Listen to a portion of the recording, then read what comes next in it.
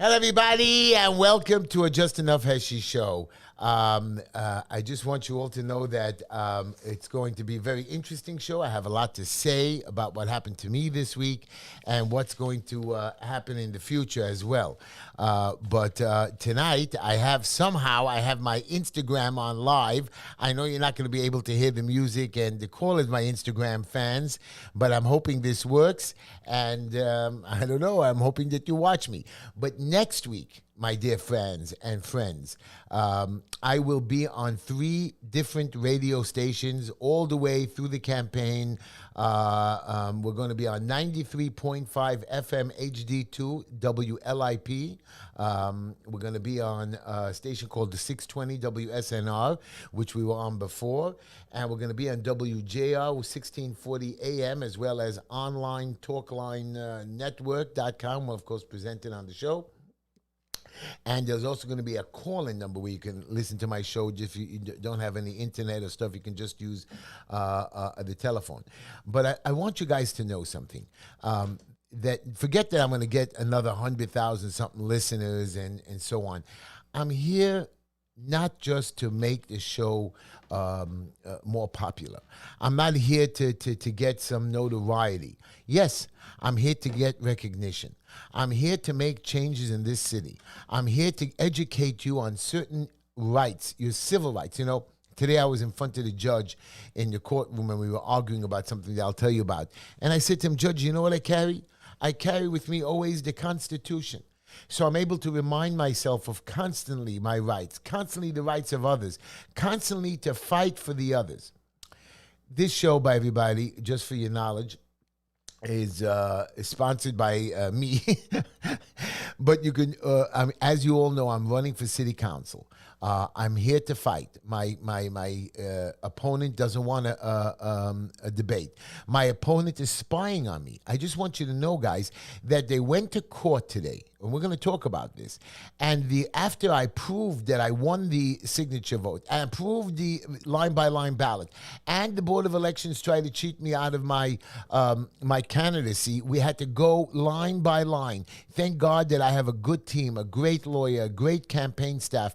Thank God now with your donations and your help to HeshyTishler.com, and I'm still using donations because we need it for round 2 of this campaign after the primary. And I'm going to talk about the primary.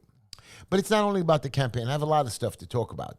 But I need your donations, and it should be on the screen right now popping up, HeshyTishler.com. I don't even know the phone number of the show right now because you're all welcome to call into the show and ask me questions. But HeshyTishler.com, we can use a donation up to $175. We get matching funds from the city, 8 times the amount. Everybody else is doing it. But my opponent, I want you to know, he went to a particular location where my people were standing to get signatures, Kalmin Yeger, and he drove to Bingo. He never shops there. And he went all of a sudden to check if my campaign workers are getting signatures legally. He then, on one of my staged funny videos that I do every day, I do a couple-minute video, I had a Chinese guy who helped me in the last campaign collect signatures, and I told him he can't collect signatures because he's not a Republican, but I want him to go out in the field to help the other people collecting and teaching them.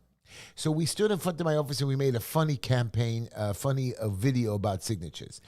They watch my videos. Kalmin Yeger, my opponent, and the police watch my videos. And they went to the judge and said, look, this guy is collecting signatures illegally. And we said, Judge, a video that we made we made funny jokes, that is your evidence that the guy collected signatures? You didn't see that on the video, and nobody testified they saw him collect signatures. Again, they brought it to the judge to try to dismiss the case. Then they went that the notary republic that we hired is not a notary. We presented proof that she's a real notary. We got an affidavit that she notarizes. They said, well, the signatures don't match.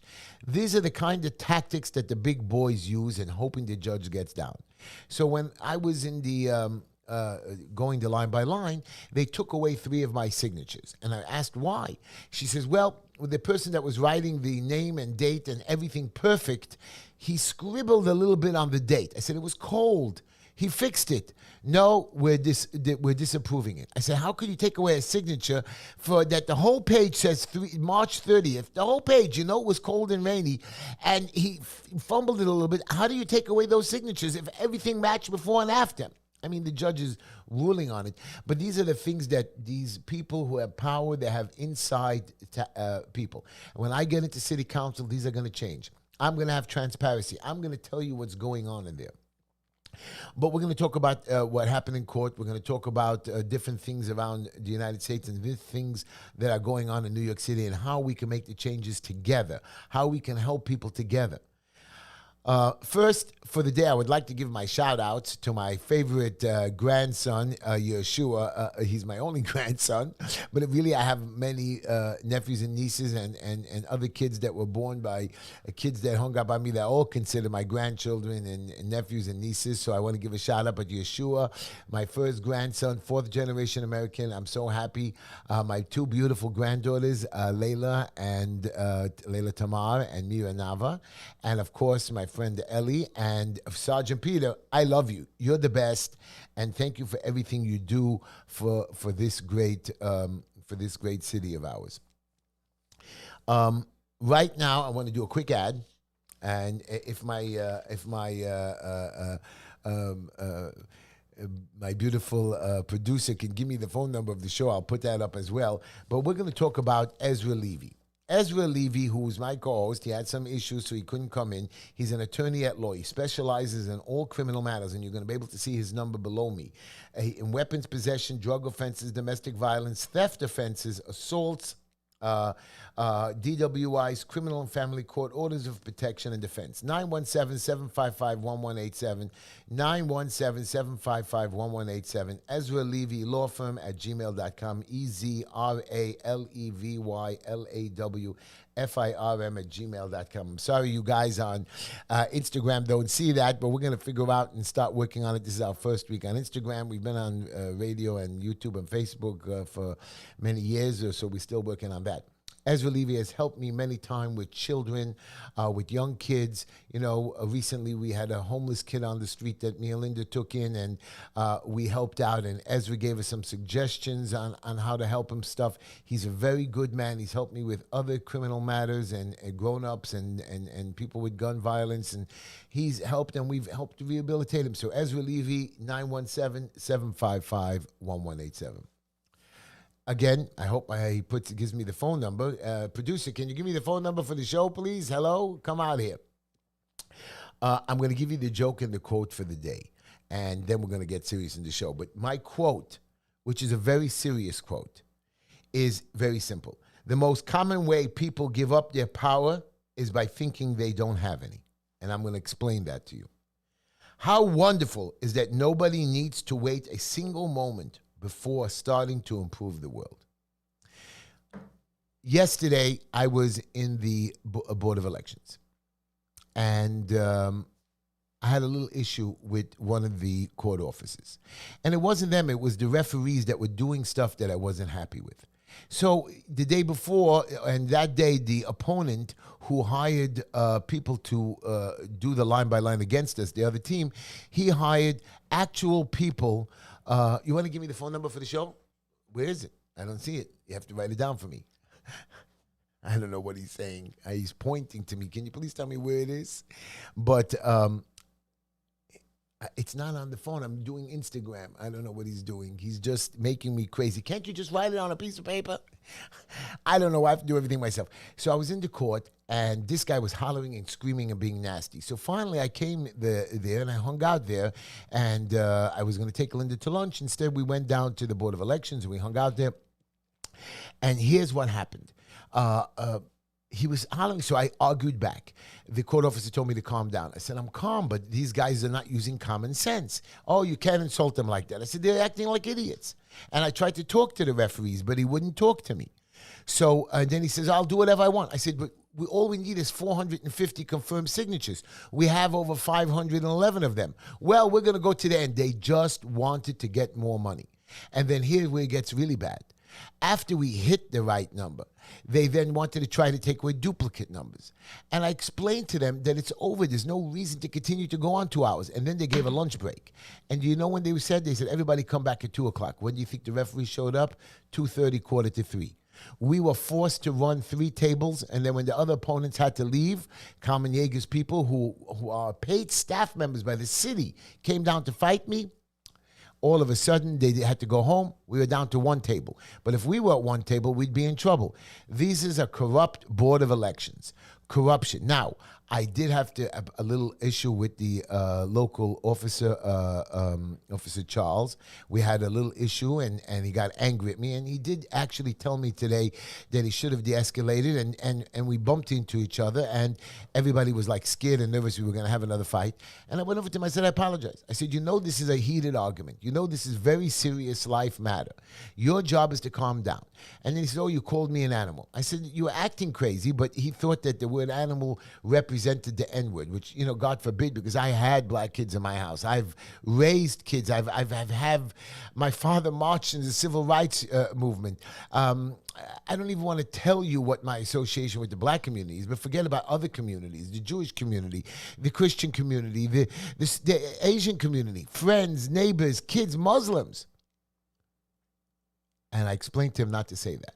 We ended up making friends. I apologize. I apologized to the referee. The judge asked me to come into apologize, and I apologize.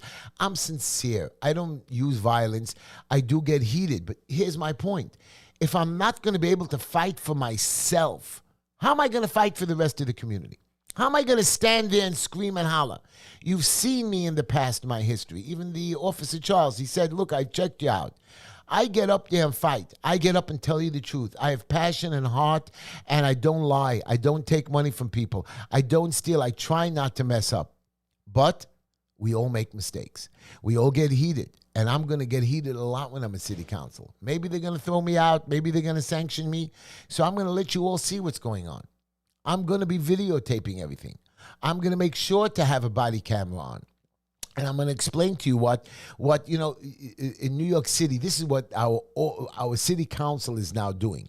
Our city council is making a new law that private landlords and private businesses cannot have face recognition if you come in. That means if you're a criminal or something bad, or you can't have it. What does that mean? But the mayor's mansion can have it. All the city government offices can have it, but private people can't have it. Why? Why? Why could you have it and we can't? This is just crazy. And it gets worse. Do you know that for 3 years, landlords and private homeowners could not raise the rent of their apartments? Okay? Some people couldn't even collect rent. You didn't even have to pay rent. Now that the COVID is over, this fake COVID is over, because you're going to see that right now there's an investigation into Moderna and Pfizer that not only did I was shocked when I read this. I had to write these words down, that Pfizer and Moderna misled the public, that the vaccine itself transmitted the disease. And it makes sense to me that during COVID, when things were stabilizing after, March, April, May, and June, things started to calm down, the vaccine showed up at the end of the year, and then all of a sudden, COVID rose. COVID kept rising. That's what they kept saying. Something is funny here. Something is funny. Did the vaccine transmit to try to kill us? Somebody came on the radio, and I know you're going to say, oh, Heshy, it's conspiracy.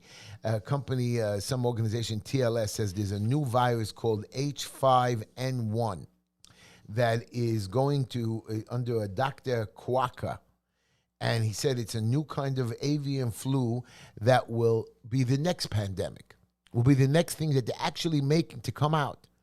They want to freak us out in this city. It's not only that, it's so many different things. It's so many different things that I'm going to talk about, and we have to be prepared.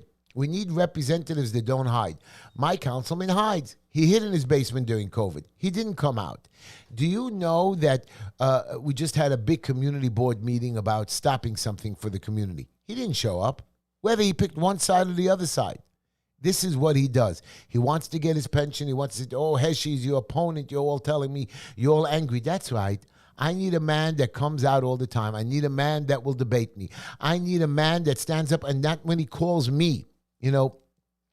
A couple years, last year, one of our councilmen, a friend of mine, Chaim Deutsch, was in trouble. Something stupid. Nobody knew to tell the city except for his own cousin and friend. That's my assumption. I'm not accusing anything, but I'm assuming that it was him, because he called the campaign finance board on me and said, Heshy's not doing a video.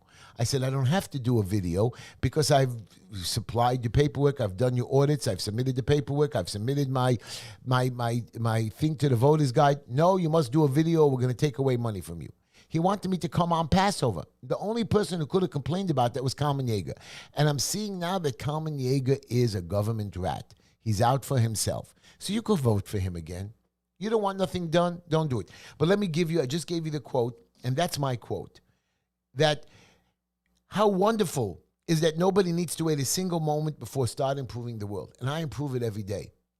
Even though they threw me out of yesterday, they didn't throw me out, I left the Board of Elections. And I was depressed because I had a fight with a cop. How could a cop fight with me after everything I do? You know how many cops that I've helped with their homes and buildings and other personal things? How many even building inspectors that have trouble and they need private people? I don't really get involved with them. But, you know, I've seen that. Or sometimes they're standing with you and they ask for advice. I don't do any business with them. But this is what you're supposed to do. You're supposed to help and give advice to even your opponents or your adversaries. And I've helped Kalmin when he calls me. I was very depressed after yesterday, especially after the police officer. And I went home and I told Linda, and I went back to the office. And last night, a cop came into my office, and he had a problem. And we were there till 11 o'clock talking. And I said, I don't want to help you. I said, I'm really thinking of quitting and dropping out of the race. He said, why? I said, I do good stuff. I help people, and still they come after you on falsified claims. I mean, I've proven and proven and proven, and they're trying to be petty and technical and petty. The guy says, this is the way life is. Heshy, if you're not thin-skinned, if you don't have armadillo skin, you can't do this. I said, but why? My job is to help people. I don't have to have armadillo skin. I don't have to stand there because I'm a politician and you walk down the street and scream at me. It's wrong. Even though the Fourth Amendment allows you to curse and scream at any public official, I agree with you. I'm not like that. I'm nice to you. I don't do anything bad. These are the things that I want to tell you. So let me tell you a funny joke. I was sitting in the car with Linda, and we're discussing our 32 years of marriage. And we go back to, the house. Some guy was building a big, gigantic, beautiful house, and he was telling all about it. He has some issues, and how hard he's going through building this $5 million mansion. And I said to Linda, remember when we moved into our house? And Linda remembers. And I'm going to tell you a funny story. When me and Linda got married, we bought this house, and we moved in when our first son, Avraham, was born. And the house was in bad shape. We had no real protection, broken doors, windows that didn't even really close or work. We didn't even have a bed. We had a mattress. We had to sleep on the floor. But we were happy we had a house. I mean, we just able to put together the money to get the house. And we were going to fix it up ourselves and save money over the years, and we did. We were super excited about it, but Linda had anxieties about being not safe. So one of the ways her anxiety was that she would wake up with nightmares in the middle of the night or night terrors, and she would wake me up in the middle of the night. And with a cold sweat, she would run to the baby and go check on him and turn on the lights all over. On one particular night, Linda woke up out of a sound sleep screaming at me, "The doorbell is ringing." I said, "It's 4 o'clock in the morning." She says, "Go, somebody's going to break in. Somebody's standing by the doorbell. Something happened." So I really ran down. I woke up because she was in a panic, and she heard the doorbell, and I quickly put on my clothes, and I grabbed the bat. As I went to the front door to open it, she was really scared, and she looked around the corner watching what was going down. And she sees me step outside, and she's nervous. And when I walk, she says, "What's the verdict? Heshy, what's happening?" And I replied, standing in the doorway, frustrated, I said, "Linda, we don't have a doorbell." I know you don't think it's funny, but I thought it was funny, and I was angry at the time, but me and Linda laughed at it. Today we have 4 doorbells, we have cameras. We actually, yes, we do have a bed, everybody. Yes, we do have a bed. Anyways, oh, by the way, I was asked to say happy birthday to my friend's daughter, Chani Mil Bracha Zilba, and she should have many more. She's 24 years old. Happy birthday. And another good friend who's going to be running against Helen Weinstein. I hope he wakes up and does that. And I want to wish him a happy birthday. Brian Gustman, he's 40 years old. Happy birthday, Brian. And please save me some cake. I'm not fat anymore. I've lost weight. By the way, one of my friends who's an exercise coach and all that, he's saying now it's time that you get ready and get in better shape. I don't know, guys. I'm not an exercise man, but I got myself a bicycle. I got myself a little one of those hard hats, and you're going to see me wearing the Heshy t-shirt. They want me to wear spandex. Are you crazy, man?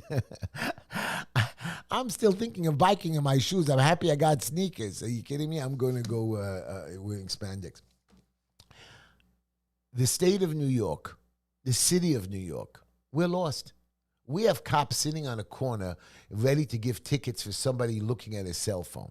We have a cop standing on 18th Avenue every single day telling people, I saw you looking at your phone. That's the ticket he gives because everybody has, the headsets or Bluetooth. These are the things they're doing. They're not fighting crime. They're not taking care of mental patients on the street. I want to tell you, there was a man, the district attorney filed charges against a Marine involved in a Jordan Neely death. What happened?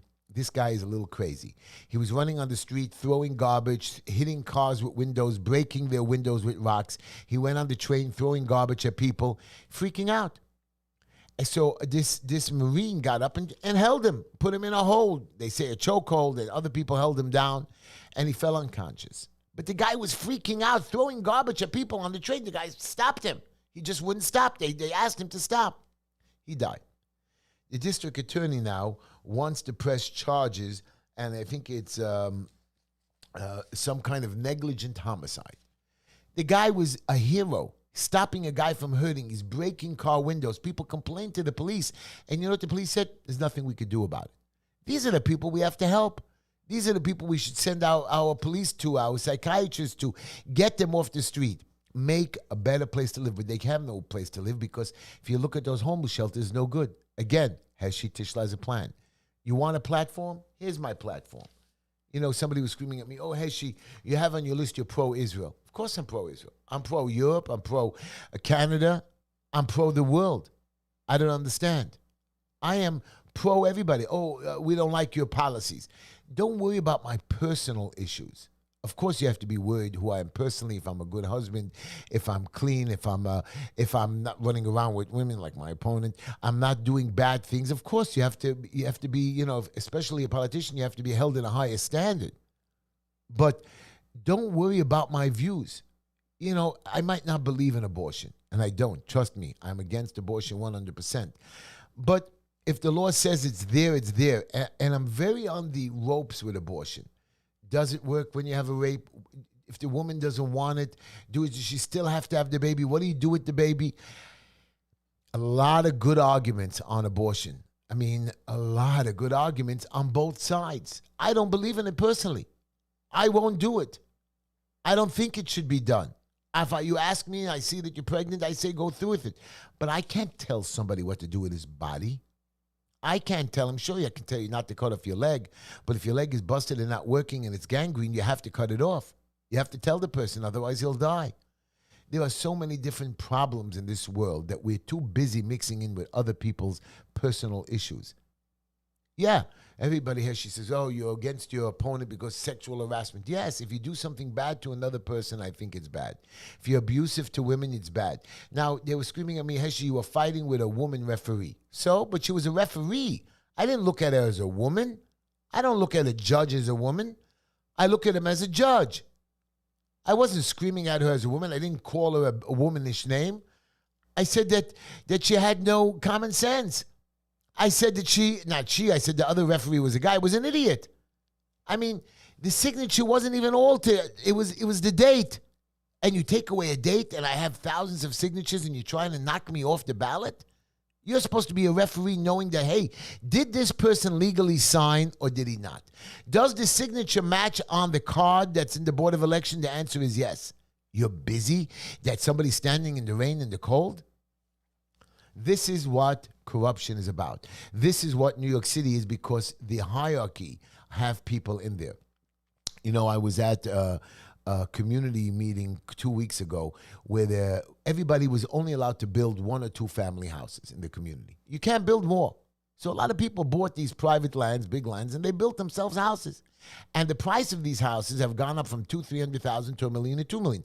And these people live there for 20, 30, 40 years. Like my block, everybody on my block lives there between 20 to 30 years. I have people living there longer than me.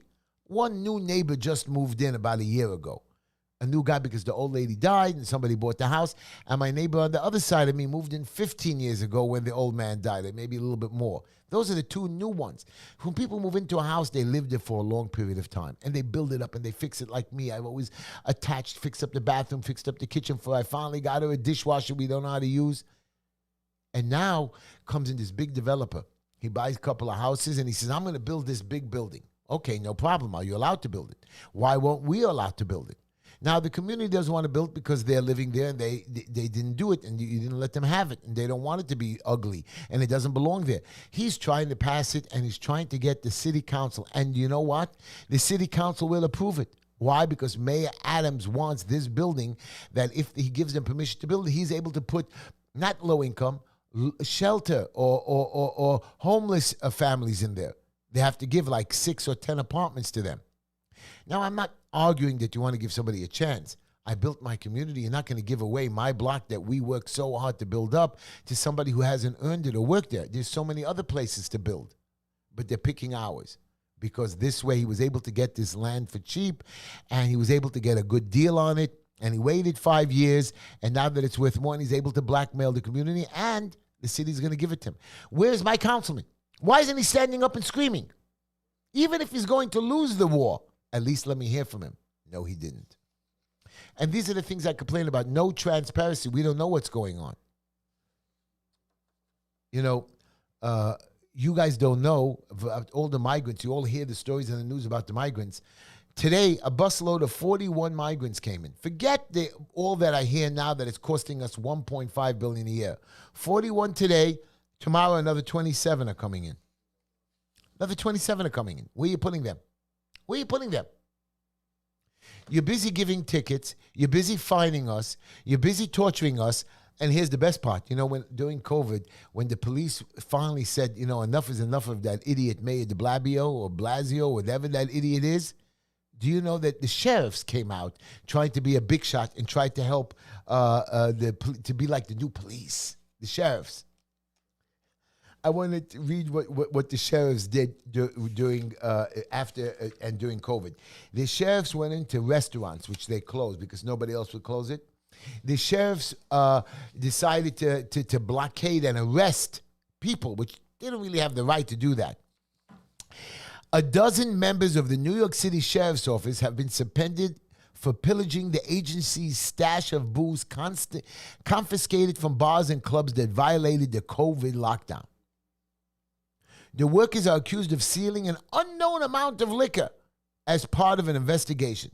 The bottles were taken from storage units that they confiscated from people. They weren't fired. They were suspended. I told you that those sheriffs were no good. I told you I was going to go after the sheriffs, and I told you right then and there, these guys are out for themselves. They were looking. They were like, you know, like when the cops stop, they were just looking to be, you know, to replace the cops, to take away their jobs. They thought they can get away with it. Yeah, everybody, real good. And again, you want to know what we do behind your back? Albany's, here's great. So now we know that the sheriffs who tried to steal the jobs from the police are thieves. They're going to still play out and hide this from you. It's open news. We have to stop this. Somebody's not doing anything about it. Why isn't the whole sheriff's department being investigated? If they did this, how many other things did they do?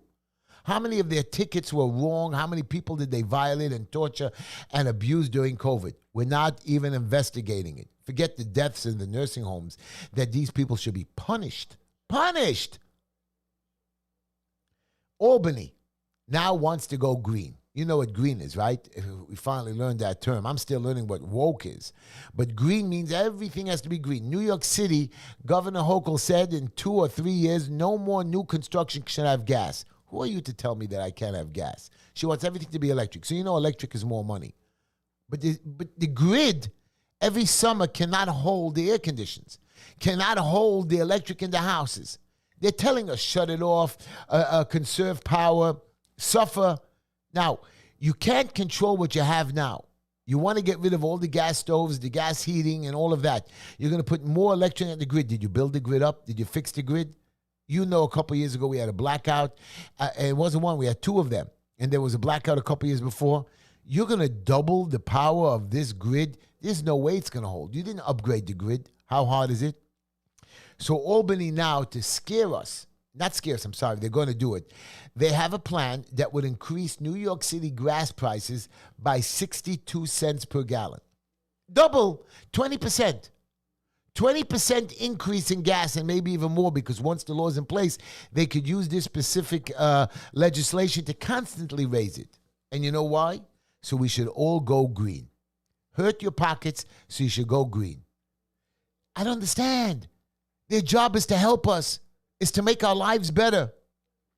You want to call into the show, 646-974-1581, 646-974-1581. I know you guys think I'm complaining about so many different subjects. I love President Trump. He said he's going to clean the swamp. He says that he's going to get rid of he's going to declassify so many documents from the deep state documents. Why aren't we declassifying the documents? Why is still things secret? What's going on that's so secret? I understand Russia and spies. Stop it. Why are you still classifying what is so secret that we can't know? I'm a grown man. If I was elected, I can know the secret. It's so scary, these secrets, that we are all going to shake in our pants. Then there's something wrong. You should tell us. Is it UFOs that are attacking us? Tell us. Why are you classifying document after document after document? And then when we touch the document, or we take it out by mistake, or we have it in our briefcase, or we declassified it, we go to jail. You're taking a sitting president and you have 3 crimes against him because you know that if you convict him, he can never become president. That's what you're trying to do. That's what you're trying to do. I want to tell you something else. That President Trump is way ahead of DeSantis. And they want him to create, they want him to go to a debate. His competitors are nothing. Now, maybe Kalmin Yeger thinks I'm nothing. That's why he doesn't want to debate me. I believe he's scared of me. President Trump is way ahead in the polls. Chris Christie, who was a Trump ally, is now thinking of running for president again. This is the biggest idiot governor on the planet.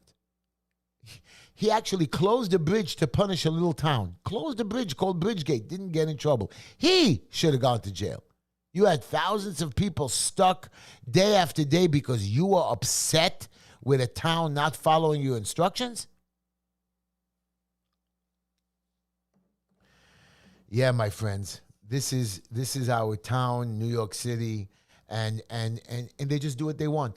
I was reading about this lady who was a city council. Her name is Christian Richardson Jordan. She misses half of the city council votes. Half. Where is she? What is she doing? She sits on 7 committees. She makes about $300,000 a year. Where is she half the time? Why aren't you going to the votes? Are you so busy in the streets nobody else sees it? The politicians want to sit there, like Kalmin Yeger told me, Heshy, I got 2 more years, let me retire and get my pension. No! I'm not letting you do nothing for 2 more years. You know, we get $20,000 for postpartum depression. Other communities get millions and millions of dollars. Where are you doing it? Why aren't you doing it? And it's not only him, it's a lot of other councilmen that fall asleep on the street. A lot of other assemblymen that decide just to vote and just to keep their powers for 30 years over there.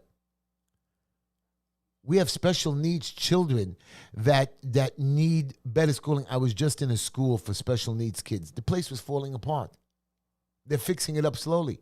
Millions of dollars is made and given to other educations or other programs or people who are their friends. This place has to get it. They said, well, we went to the council, we went to the assemblyman, we have to fill out this form and that form, and we're trying to do it, and we're trying to get approval. I said, why? Why haven't you gotten any money? He says, well, our politicians were not a big enough organization. They have like 300 kids only. I don't understand. That's why we have local councilmen in every district, to take care of the local matters and then to work together to take care of the city budget. But we're not doing it. We don't take the calls. They're too busy. Ina Vernikova, who's running for city councilwoman again, is busy helping getting other people elected. Get yourself elected, Ina Vernikova.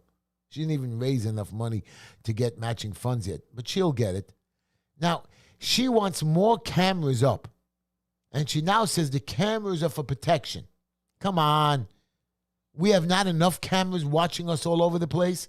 We don't have enough speed cameras and red light cameras and left turn cameras. What are you doing with these other cameras? For protection? Oh, please. The girl is out of her mind. She has, you have to hear her speak. No common sense. But I want to go back to Trump. Trump was saying that if he becomes president, he can end the Ukraine war in 24 hours. Now, a man who says something like that either is crazy or is brilliant. I believe he could do it. I believe that he can stop the Ukraine war, which is hurting our economy, which we're losing billions and billions and billions of dollars giving them. Give him a shot. You know that war would have never happened if President Trump was president. But, again, somehow, I guess the economy and so on, and we believe that Biden is going to, don't you watch him on television and see what's going on? Are you really lost, people? Don't you see the man is lost? Even if he hasn't lost his mind. He's lost. He's not complaining that he's old, but it's time for him to retire. It's not time for him to become president.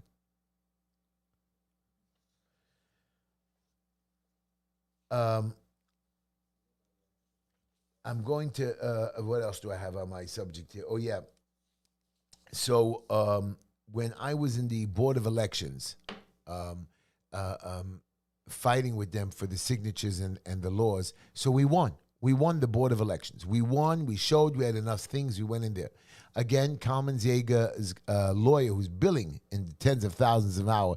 And I asked them, I said, why you continue taking us to court? He says, we're going to find some technicality to knock you off the ballot. I said, but Kalmin said everybody should run. In America, we should be allowed to run for office, especially if we do our job, especially if you have a history. Any technicality, so I should have a write-in ballot. So everybody says, oh, you didn't have a lot of votes last time. The reason I didn't have a lot of votes is I'm on the ballot. Who really goes to the ballot ever to write somebody's name in? Did you ever see that even in a presidential election? It's almost impossible to win such a thing. And I still got a couple of hundred votes. I need to be on that ballot. I'm going to be on the Republican ballot because we won. But again, in court, they bring up frivolous lies. And sometimes on a technicality, on a mailing or something foolish, they can knock you off the ballot. And I asked the lawyer, well, we're going to try to use up as much resources of yours as we can. This way, when it comes time for campaigning, you won't have the money. Is that the way it works? You want to screw your opponent? You want to cheat him. I understand beat him. I want to beat Kalmin fairly. I don't need to knock him off the ballot. I don't think he should be running as a Republican. I think he should be running as a Democrat. That's what he is. And you know what? Maybe I should have run as a Democrat, but then he would have got the Republican line anyways. No matter what, Kalmin has it in. I sat before the executive committee in front of Ted Gora. He swore to me, Heshy, I don't want to give the Wilson-Pakula Act. He told me to my face. They all lie. Kalmin Yeger lies on a constant basis. He said, Heshy, we're not going to do it. He walks in with 10 proxy votes and gives the Wilson-Pakula. That means that you can have another candidate from a different party run on your party line. I said, but I'm running on the party. You don't need to bring another candidate in. No, Kalmin Yeger has done us favors. What? He's done you favors? What favors has he done? You don't have an office. You don't have a place to run your meetings. You borrow places. You ask for donations. How do you guys even work or make a living? And let me just tell you something. He did a favor for them. What kind of personal favor did he do? Again, it's a game. I don't mind helping people, but I'm not going to be doing those kinds of favors. We need a place to take the kids off the street. We need a place to get the mentally ill off the street, but not like animals. We need a place to treat them nicely. We have so much place over here in New York City that's not being used properly. We need to create more parking. There's so many different ideas. Chaim Deutsch came up with a plan how to sideways park. More ideas. Instead, what is the Mayor de Blasio, Mayor Adams doing? Putting out more bike racks. So maybe I can understand the city bike because it makes money for the city. Do you know now they're doing private bike racks? So instead of you driving a car, you should drive a bike, and we're going to give you a whole area on a corner, like 3 parking spots so you can park your bike. Listen to me clearly. Not on the sidewalk, not attached to a building. We want you to park your bike on the street. It doesn't end. I mean, common sense, stupidity. Don't you think that we have other people? Don't you have to consider the cars? Don't you have to consider not having tolls in the middle of a city? It's like having a toll when you walk from your downstairs level to your upstairs level. Or you need to ring the bell to go from your kitchen to your living room and to be let in. This is what Dumbbell's doing to try to figure out ways to screw the people in this city. Ticket us, fine us. It's not the little guys. And again, you know, I was watching a video with Bernie Sanders. You know, he ran for president of the United States against Biden last time. I'm watching a video of him. He says, everybody who makes a lot of money, we're going to give a special tax. There's no such thing as a billionaire. See, I work hard. I get ahead. You know, like me and Linda, we had some issues, and we had a 10-year plan, and we've pretty much come to it. My 10-year plan ends now that I've done everything I wanted. I want to retire. I want to spend time with the wife and kids, and I wanted to be councilman so I can do good for the city. Bernie Sanders says anybody who made $999 million has enough. Anything above that belongs to the government. We're going to take it away from him. He says, you have enough money to live on. $999 million. You know, people used to say that about $1 million. Today, $1 million gets you where? If you make $250,000 a year, you're barely making it. You know, I just paid my son's student loan back. I just paid his new tuition for the next college. Forget the shoes, the clothing, the property taxes. And, of course, the electric, the light bill, the cable bill. Then you have to eat. You're left with nothing. Forget the people that are struggling by $40,000, $50,000, $60,000 a year and that are renting a small one-bedroom apartment with 5 kids. And we finally break out. We finally make money. You think $1 million is something? $1 million is nothing. This guy says, well, if you make too much, we're taking it away from you. Bernie Sanders, this is the man. It's not that how much money he picks. Maybe he picks $50 billion. This great country of America, which my blood runs red, white, and blue. I believe in this country. I believe in the Constitution. I believe in this country so much that I fight for its freedoms. I was telling the judge today, Judge, I'm a First Amendment auditor. If somebody does something wrong, I'm going to videotape it. No, you can't. I said, why not?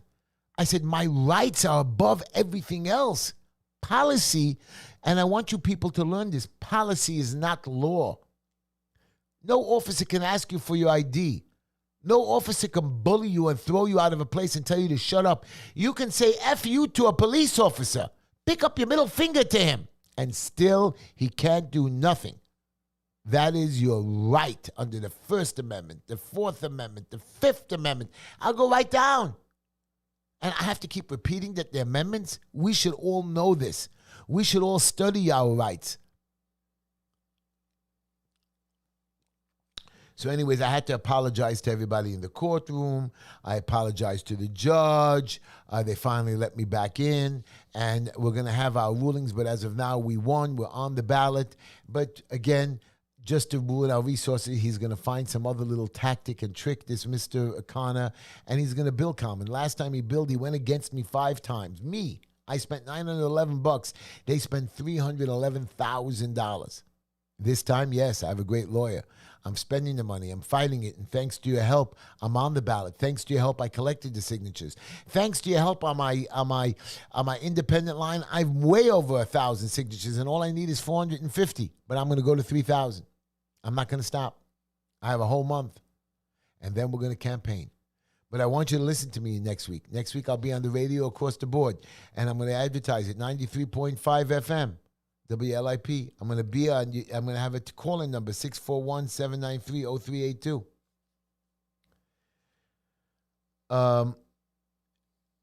Right now, you think America is great, which I believe America is great. Now, we make money, we put it in a bank. It's supposed to be secure. The government has to watch it, make sure they're secure. How does a bank go bankrupt? They're worth millions and millions of dollars. Not millions, sometimes billions, but $100 million, $200 million. How does a bank go bankrupt? Something is wrong. Oh, we're not going to guarantee your deposit. We are going to guarantee your deposit. So now we all have to deal with the big bank. I love J.P. Morgan. I'm a customer there. But I want to build my local small bank on the corner. I want to give business to the local people. I want new people to open up banks and to make money. Something is wrong. The government is involved with this.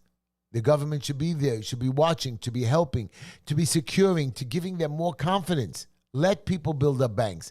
A bank that had $175 million wasn't a bank that started yesterday.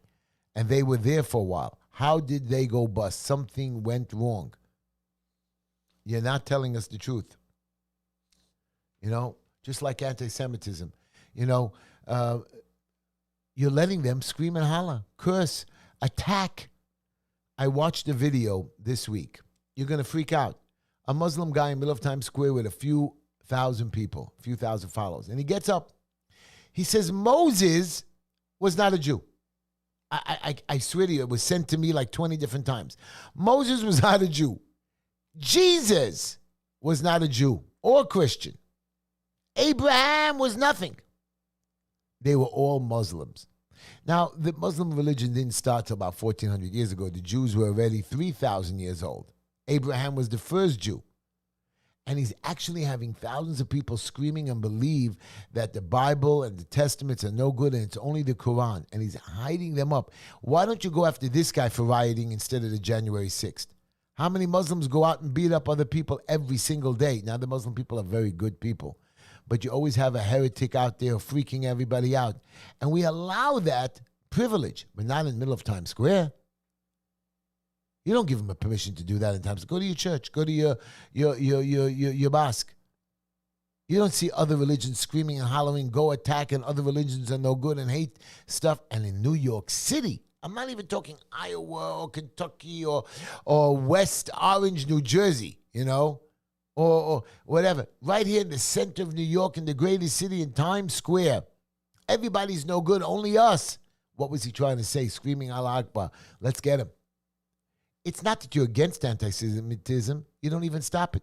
You know, Ina Vernikova made some kind of anti-Semitism thing, and two of the people didn't go with her.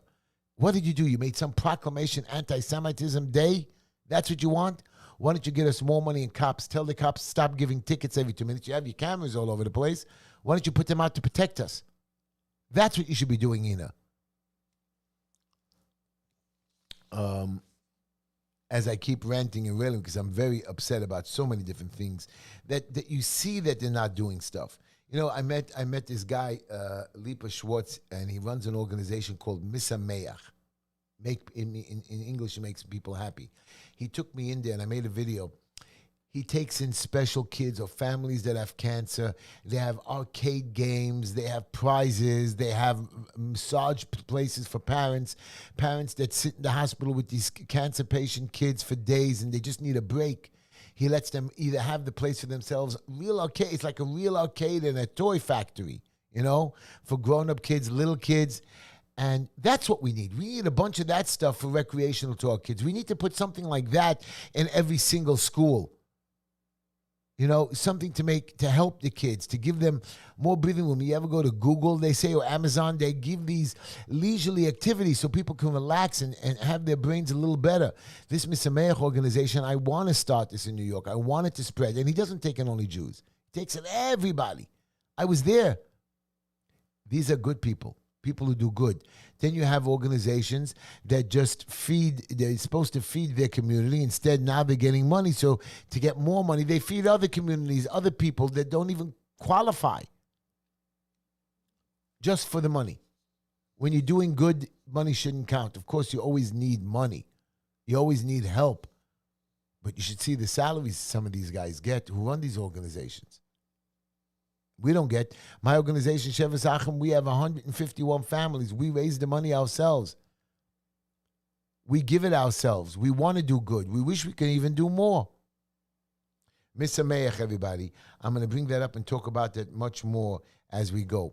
Now, before the show ends, we have about 10 minutes. You know that I'm against guns. I'm not against the Second Amendment of the Constitution. Don't get it out of your head. I believe in the Second Amendment. You have a right to protect yourself. You have a right to your gun in your house. But since we decided to defund the police, since Black Lives Matters and everybody, all that running, and we're able to teach sexual stuff and transgender, which doesn't make sense to me, Either you're a woman or a man. It doesn't work that you can switch gender. You can maybe switch your sexual appetite, which I, again, don't believe in gay. But again, I can't stop you. And as long as you do it private and you don't teach it in our schools, which they're doing, you don't tell kids that there are such things. Let the parents do it. It's not made for a teacher in school. Gun violence has gone crazy. I'm going to tell you the numbers. You're not going to believe it. I know you're going to say, Heshy, you made it up. U.S. kids, United States of America kids killed by guns were up 50% this year. Not 10%, not 20%, 50%. Not shot, killed. 46% of them, of the victims, are black. 83% of them are boys.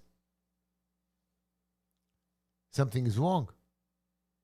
They think it's cool.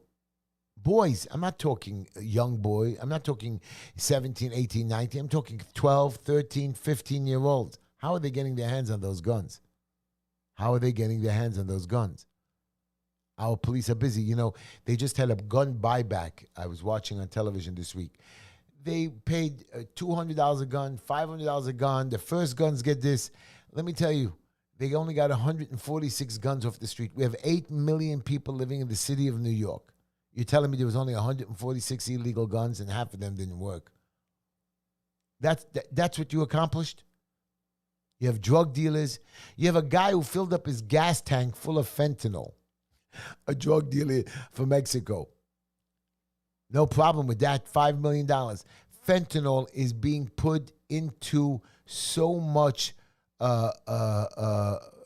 drugs, like marijuana, like PCP, like ecstasy.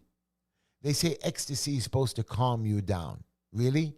When it's laced with PCP, it doesn't calm you down. It makes you violent. And you know that most of these drugs are laced. I know people that buy marijuana. It's not good enough for them. So they lace it with fentanyl. They either die or they freak out. So you think that it's a gateway drug. It's not even a gateway drug. It's a real drug. It's worse. Marijuana, I'm telling you, I had a kid that we took off the streets. I said, where are you getting the marijuana? Oh, my friends give me, the drug dealer gives us leftovers because we're good clients and we don't always have money and we can't always beg. So he gives it to us. Basically, he just makes them worse and worse. So they're good clients or stuff that are no good or stuff that were open that he couldn't sell. And these kids, there's a whole network of these kids that want to be on the street. They want to party. They do get abused by older people, men and women, because they're 19 and 20 years old. They have no place to sleep, and they love the streets. Really, they do. And they love to beg, and they're happy to get a bunch of, they know the system. They don't even know what business is like, but they know how to get their disability or make believe they're crazy or get money from the government. They're not qualified, but they know how to play the game. But when somebody needs a handicap plaque, they get in trouble. They have to fill out forms, and it takes forever. I was helping a guy in a wheelchair. He's been handicapped for 30 years. All he wants is a plaque so he can park his car. It's already been a year and a half.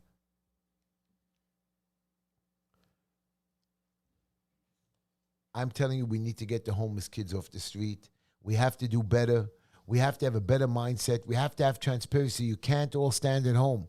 You got to come out on election day. I know that it's an off-year election. Do you really want to change or you want to complain? You want to change or you want to complain? I sat with Linda last night. I said, maybe it's time to give up. She says, really? This is what we suffered and struggled in 40 years of doing good for the community. That's what you're ready to give up? She says, okay, go ahead. We accomplished most of what we want to, Heshy. If that's what you want to do, give up. I don't want to give up. I'm not crying to you.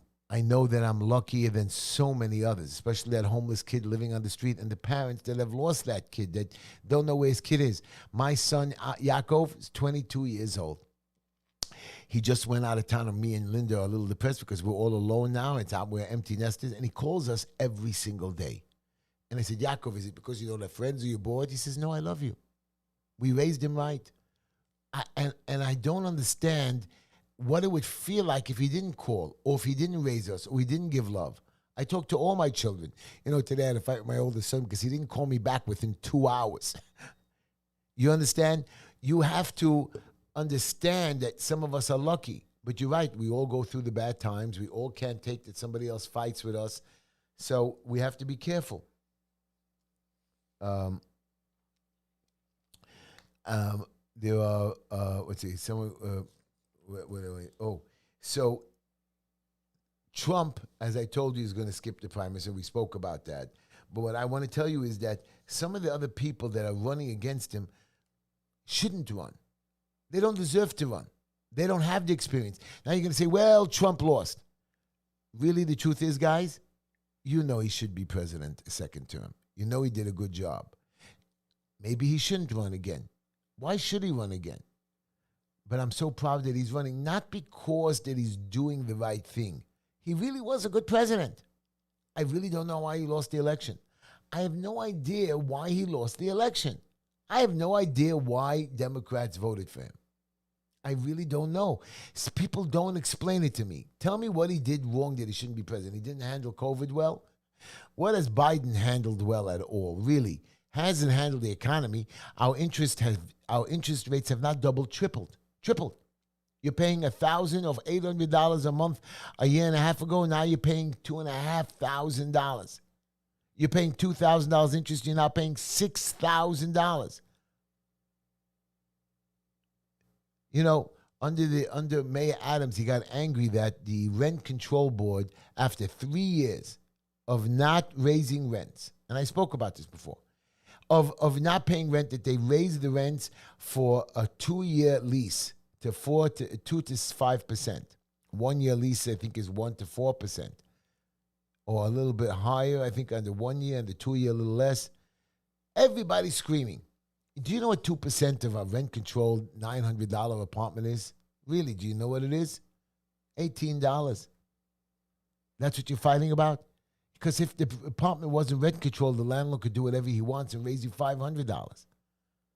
Now, let's just say your apartment is $1,500. It's $30. That's what you're complaining about? You're right, $30 a month times 12 months is $350. Now, you ask for the heat. You ask for, if something breaks, for him to come running. If not, you call 311 on the dumbest things. The city comes down and gives the landlord a violation for $4,000, $3,000, or $7,000 because thing broke. You know it takes time to come fix. But when the city hears something wrong, they come right away. When the city has to fix something in the street or something has to be done, the city shows up whenever they want. Or the police tell you, I'm not coming for an accident. Or the police tell you, you're not really that important. The crazy band on the street screaming and hollering. We see a lot of them. But if you have a rat control problem, which is not a rat because there's a lot of cats on the street. So when the cat scratches the top of your garbage can, it might look like a rat a bite or mark. It's not. They give you a ticket. And you know what that ticket is? It's not $30. It's not $50. It's $600. They don't have no control. They have no idea. They have no professionalism. You have people who are inspectors who are good ones making $40,000, $60,000, $70,000 a year and cops. But you have these commissioners who are making $250,000 and $300,000 and they're not qualified for the job, or they never worked in the street like us. A commissioner or an inspector has to have field experience. That's another law I'm going to pass.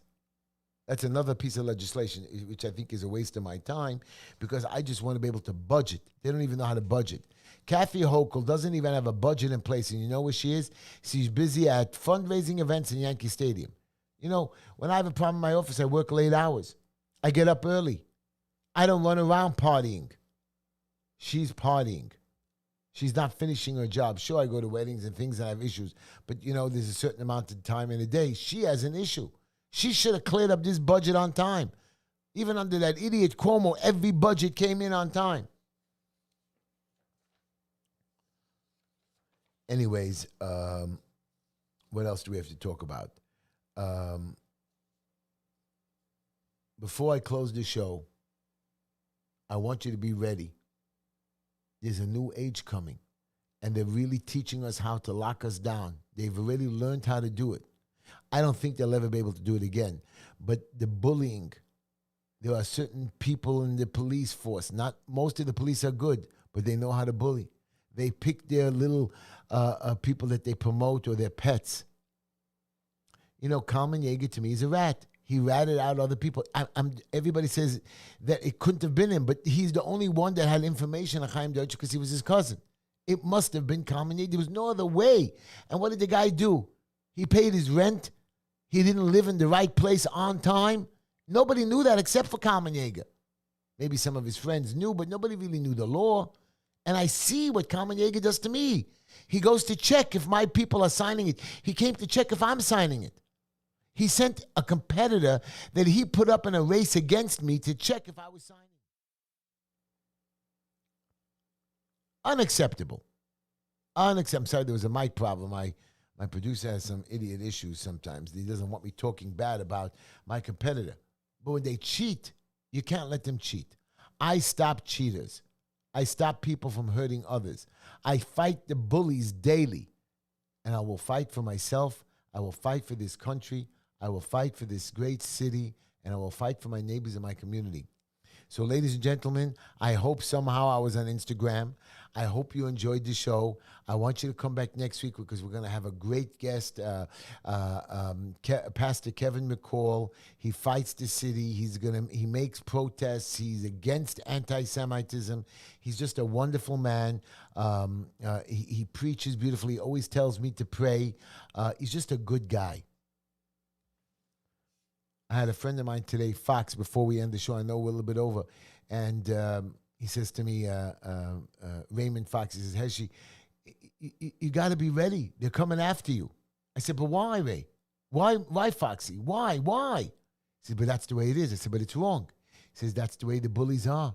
He says, that's why you've got to get in there. You get in there somehow, then you can fight them. So I have to go in there by kissing their behinds and apologizing and holding back my words and being held the Constitution down and being bullied and trampled on and being scared. No, my friends, I won't do that. I won't do that. Yes, I was a little heated yesterday, and like always in the past, if I do something wrong, I will apologize. Maybe I went overboard. But I really didn't go overboard, but maybe I did. So Judge Sweeney, I apologized. Not because I was wrong, but maybe because I forgot who I was. And I didn't think that it would work any other way unless till I stressed it. Because being quiet and silent never works. People say, oh, be the nice businessman with the tie and look good. It doesn't work being quiet and silent. I see many people taking advantage of it. Thank you for watching my show, everybody. Thank you, Instagram viewers. Thank you, Facebook, YouTube, all of you people. Tune in next week. I have Kevin McCall on the show, and we're going to really, by next week, everything should be in place for my campaign. My show will be more popular. My new offices are ready. You're all welcome to call me or come by the offices anytime to the campaign headquarters. And most importantly, don't forget HeshyTishler.com. We're going to be taking phone calls, helping people. I'm on the street. Come on out, and of course our independent petition. So we're hoping to be on the Republican and independent lines, and I want to beat Kalmin. I'm going to beat Kalmin. He's scared. He hasn't done anything. I hope he does something. You know, once a year, twice a year, he goes out.